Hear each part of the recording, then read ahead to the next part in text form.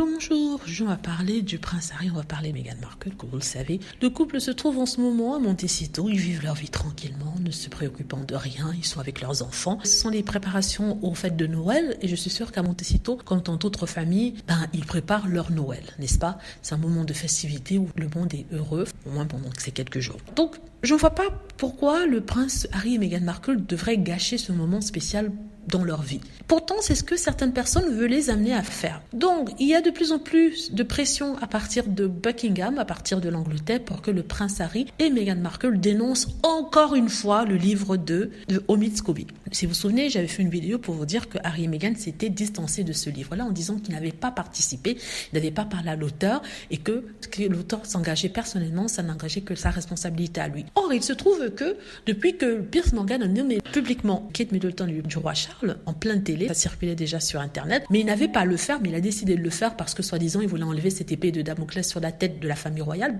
Depuis, vu que ça a pris des proportions extraordinaires, ce qui aurait été moindre si par exemple Piers ne s'en était pas nommé, il demande au prince Harry et Meghan Markle de réagir. Au lieu d'aller après Piers Morgan, qui a fait cette bêtise-là, cette terreur-là, parce qu'il est emprunt à une sorte de narcissisme démesuré, parce qu'il veut se mettre au centre de tout, il a ramené ça à lui, on demande aux Harry et Meghan de s'exprimer encore. Pourtant, je crois qu'ils avaient été clairs la première fois quand ils ont dit qu'ils n'avaient rien à voir avec ce livre. Qu'est-ce qu'ils voudraient que le prince Harry et Meghan disent encore alors qu'ils ont déjà dit plusieurs fois, à plusieurs reprises, qu'ils n'avaient rien à voir avec ce livre. Maintenant, on leur demande de dire que non, ce n'était pas Catherine et le roi Charles qui avaient dit ce genre de mots-là. Mais bon, s'ils le disent, ça voudra dire qu'ils sont en train de mentir parce que de Meghan, on nous explique que c'est ces deux noms-là qui avaient été cités. Et ça, tout le monde dans l'arène journalistique le savait. Vous voyez ce que je veux dire? Donc, s'ils demandent à Meghan Markle et au prince Harry de dire que ce ne sont pas ceux-là, pour que quand il se passe quelque chose plus tard, ils n'auront plus l'occasion de venir raconter leur version de l'histoire et dire que oui, cette conversation a bien eu lieu.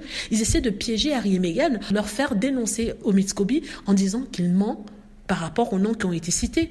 Pourtant, ça peut être la vérité. Donc, sincèrement, je demande à la famille royale et à ses sbires de laisser Meghan Markle et le prince Harry tranquilles. Parce que quand ils étaient les victimes et les sujets de toutes les agressions, la famille royale, en aucun cas, n'a sorti de communiqué demandant à la presse un peu de retenue. Ou alors, quand on a mis la photo de petit Archie, on l'avait comparé Archie à un petit chimpanzé, je n'ai pas vu la famille royale venir demander à ce que cette photo ridicule et raciste soit enlevée et que des excuses soient présentées. Alors, pourquoi est-ce que Harry et Meghan doivent absolument se mêler de ça? D'autant plus que la famille royale maintient soi-disant un silence, même si on sait qu'ils passent par les commentateurs royaux et leurs sbires experts royaux pour faire passer leur message. Bon, pourquoi s'ils ne font pas publiquement de communiquer par rapport à ça, le prince Harry doit le faire. Le prince Harry ne travaille plus pour la famille royale, il n'est plus sous la coupe du contribuable, donc il n'a aucun mot à dire dans ce qui se passe dans les affaires anglaises, même si à la base, tout est parti d'une conversation qu'il avait eue avec Oprah Winfrey. Vous voyez ce que je veux dire? Donc voilà, c'est ce que je voulais dire pour dire au Sussex, soyez forts, ne vous mêlez pas de ça. Vous avez déjà dit que vous n'avez rien à voir là-dedans. C'est le problème de la famille royale, c'est le problème de Piers Morgan. S'il n'avait pas fait toute une histoire, ce serait sûrement aller discretos, on aurait oublié cette histoire. Apparemment, il a voulu faire le grand ponte de la scène journalistique.